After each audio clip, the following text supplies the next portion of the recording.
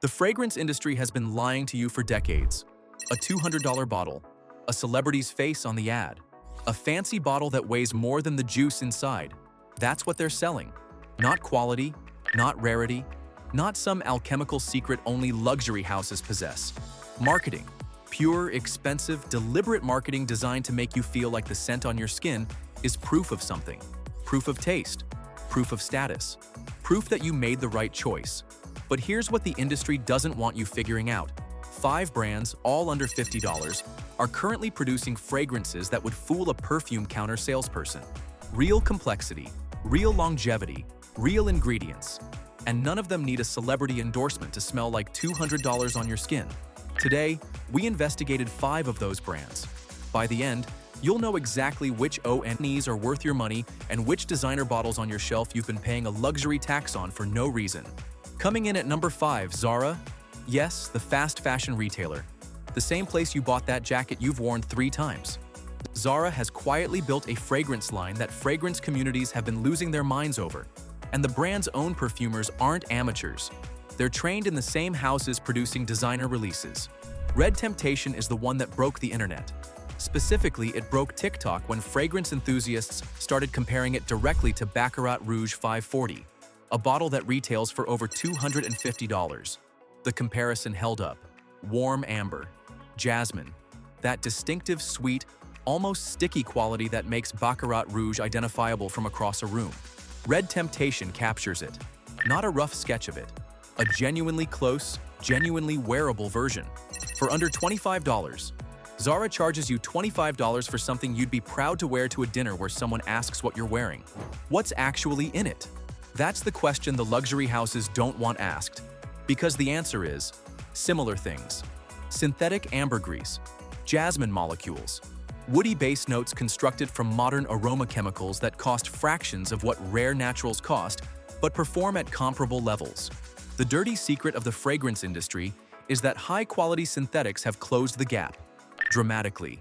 Zara's Red Temptation lasts. Compliments follow. The bottle is simple. Unimpressive, honestly. No heavy glass, no embossed cap. None of the theatrical packaging you're paying $60 extra for with designer houses.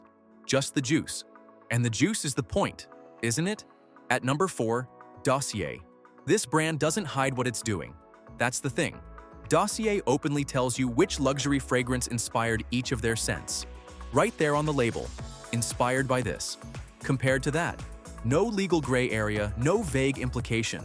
They built the entire business model around transparency, and that transparency is exactly what the luxury industry hates. Strip away the campaign. Strip away the bottle. Strip away the flagship store on Rodeo Drive. What's left? Dossier charges $29 to $49 for what's left. Woody Sandalwood, their take on a Santal 33 adjacent profile, delivers that dry, creamy, pencil-shaving sandalwood that Labo devotees have spent over $200 chasing.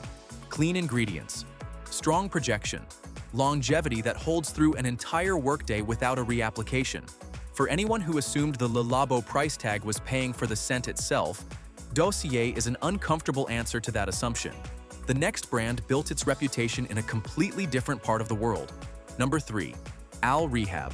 A Saudi Arabian house producing concentrated perfume oils at prices so low they seem like a misprint. $10, sometimes less. And the fragrance community treats them like a discovery every single time someone new stumbles onto them. That's not an accident. Concentrated perfume oils are a different delivery system entirely. Higher fragrance concentration than most designer eau de parfums. Applied directly to pulse points. The scent blooms differently. Slower. More intimate. More persistent. Silver, one of their most recommended releases, is a clean, fresh, slightly sweet fragrance that sits in the same olfactory neighborhood as designer aquatics and fresh citrus releases retailing at $150. The longevity outlasts them. For anyone who's been buying designer fresh scents specifically for their cleanliness and wearability, Rehab is doing that better for 1/10 of the cost. Does that make you question every bottle in your collection? Good. It should. At number 2, Armaf. This is where it gets uncomfortable for the designer fragrance world. Armaf is a UAE-based house, and Club de Nuit Intense Man is their benchmark release. It's been compared to Creed Aventus so relentlessly, so consistently, across so many independent fragrance communities that the comparison has basically become settled. Aventus costs over $250. Club de Nuit, Intense Man, costs under $25. The opening is sharp and clean. Birch, pineapple, a crisp, almost smoky freshness that feels unmistakably expensive.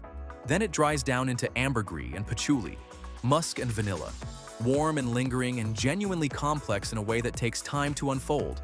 8 hours of wear, sometimes more. The sillage trails behind you like something deliberate. Creed devotees will argue there are differences. There are. But here's the question. Nobody at Creed wants you asking yourself in front of a mirror, when you're actually wearing G both, day-to-day, at work, at dinner, on a date, is the difference worth $230? What are you actually paying that markup for? That's not a rhetorical question. The answer is packaging, heritage storytelling, a fabric pouch, a velvet-lined box, a receipt that feels like proof of something. Armaf keeps none of that. They put the money into the fragrance and price it accordingly. Club de Nuit Intense is the version that leans oriental, deeper, richer, with a smoky leather quality that pushes it toward evening wear. The entire Club de Nuit line has become a default recommendation in fragrance communities for anyone who wants designer-adjacent complexity without the designer price. The brand has expanded aggressively, releasing variations that cover fresh, woody, oriental, and sweet categories. All of them under $50, most under $30. Coming in at number 1, Lattafa, the brand that keeps embarrassing luxury houses without trying to. Based in the UAE, deeply rooted in Middle Eastern perfumery traditions. Oud, amber, saffron, resins, smoke, these aren't notes that luxury houses invented. They were built into perfumery centuries before French fashion houses decided to brand them and charge $300 per bottle. Lattafa works from that tradition, with a production scale that drives prices down without stripping out the complexity. Camera is the one that's been stopping people cold. Cinnamon opens heavy and warm. Amber builds underneath it. Then a gourmand sweetness that feels almost edible, almost scandalous on skin. It's the kind of fragrance that makes strangers turn around. Loud, confident, unapologetic. A niche house in Europe would charge $180 for this composition, and review publications would call it daring. Lattafa charges around $25. The comparison isn't lost on anyone paying attention. Oud is different. Sandalwood, vanilla, a dry, slightly smoky warmth that unfolds slowly and lasts well past the point when most fragrances have already faded to nothing on your skin. It's an evening fragrance, something you wear when you want the scent to do the talking. And it does, for 8 hours. For 10 hours sometimes, depending on your skin chemistry. The kind of longevity that designer houses put in press releases as a selling point. Lattafa just delivers it without the press release. Amir Al Oud. Intense Oud opens with saffron and nutmeg. Immediately that rich golden spice quality that registers as expensive before your brain has time to check the price. Geranium and smoky woods come through in the heart. Then creamy vanilla and soft leather settle into an aged Oud dry down that genuinely earns the word sophisticated. The bottle is nothing special. The fragrance outlasts the bottle's ambitions entirely.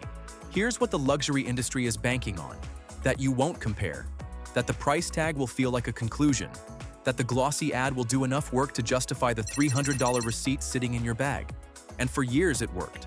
But fragrance communities started comparing, side by side, blind tests, detailed breakdowns, and the results keep coming back the same way. Lattafa projecting harder than niche releases costing 5 times more. Armaf lasting longer than designer bottles with superior marketing budgets. Zara matching Baccarat Rouge closely enough that people are genuinely confused in blind comparisons. The industry doesn't have an answer for that, so they double down on the packaging, the heritage narrative, the bottle that costs more to produce than the liquid inside it. What's the real cost of a $200 designer fragrance? You're paying for the campaign, the celebrity, the flagship boutique staffed by people trained to make you feel like the price is reasonable. The fragrance itself, the raw materials and formulation, accounts for a fraction of that retail price, sometimes a very small fraction. Lattafa's price tells you almost everything is going into the juice. Armaf's price tells you the same thing. Rehab's price tells you the same thing. And the juice is what ends up on your skin, not the box, not the receipt, not the name embossed on heavy glass. Your skin doesn't know what you paid. It just responds to the chemistry. And the chemistry coming out of these 5 brands is doing things a $200 bottle should be doing. The fragrance industry built decades of pricing logic on the assumption that you'd never find out, that the gap between what something costs to make and what you pay for it would stay invisible behind enough advertising. The brands on this list are making that gap visible whether the luxury world likes it or not. Lattafa Camera sitting on a shelf next to a $180 niche release. Armaf Club de Nuit next to Creed Aventus. Zara Red Temptation next to Baccarat Rouge. The prices are right there. The scents are right there. The question the luxury houses genuinely cannot answer cleanly is, what exactly is the $200 difference buying you?